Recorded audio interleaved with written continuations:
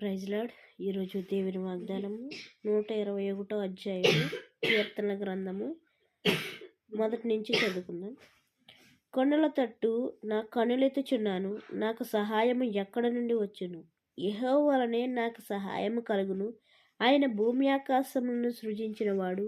ఆయన నీ పాదము తొట్రెల్లనెయ్యడు. నిన్ను కాపాడువాడు కునుకడు.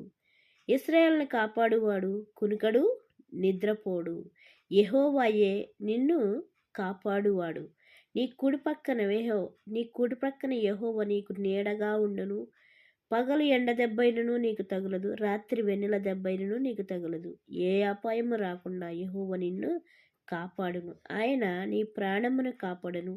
ఇది మొదలుకొని నిరంతరమును నీ రాకపోకల యందు యెహోవా నిన్ను కాపాడును.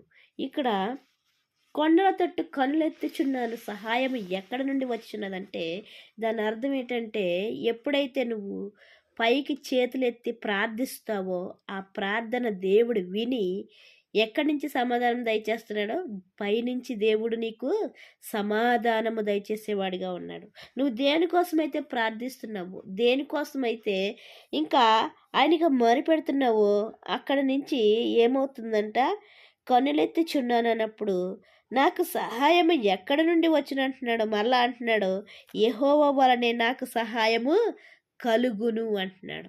ఎంత నమ్మకం అండి ఆయనకి, ఎవరికి ఎంత నమ్మకం అంటే అంత నమ్మకం.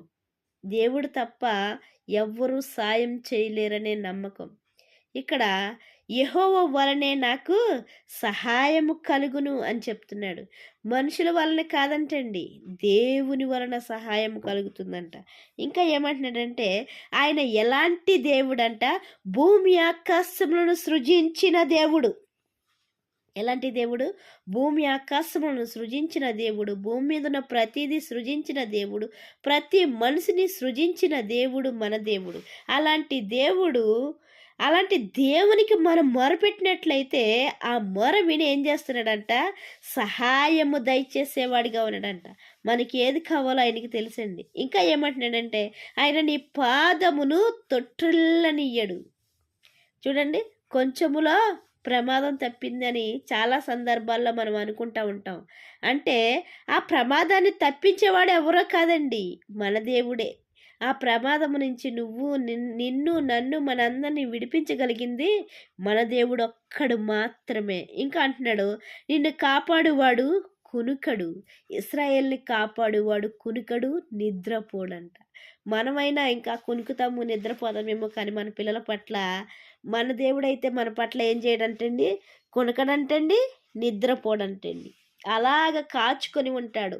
ఎందుకంటే నువ్వెప్పుడు పడిపోతావో అని పడిపోకుండా ఉండి పట్టుకోవడానికి ఆయన కాచుకునేవాడిగా ఉంటాడు. నువ్వెప్పుడు ప్రార్థిస్తావా అని ఎదురు చూస్తూ ఆ ప్రార్థనకి జవాబు దయచేయడానికి, నీకున్న కష్టం నుంచి, ఇరుకు నుంచి, ఇబ్బంది నుంచి, వేద నుంచి, శోధన నుంచి, రోగం నుంచి కాపాడడానికి ఆయన ఎదురు చూసేవాడిగా ఉన్నాడండి.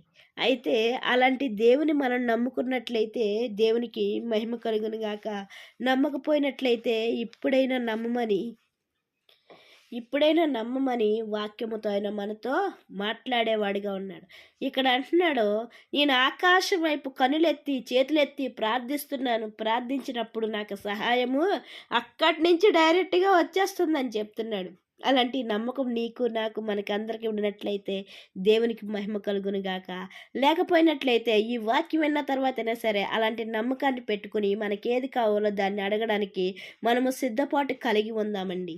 ఎందుకంటే మన దేవుడు రక్షించగలిగిన దేవుడు, మన దేవుడు విడిపించగలిగిన దేవుడు, మన దేవుడు తప్పించగలిగిన దేవుడు, మన దేవుడు మనము పడిపోకుండా మనల్ని కాయగలిగిన దేవుడు మన దేవుడు. ఎప్పుడైతే మనం మన దేవుడికి కావాలని కోరుకుంటామో, ఆయన సహాయాన్ని కోరుకున్నప్పుడు నీకు నాకు మనకందరికీ ఆయన ఇవ్వడానికి సిద్ధంగా ఉన్నాడు.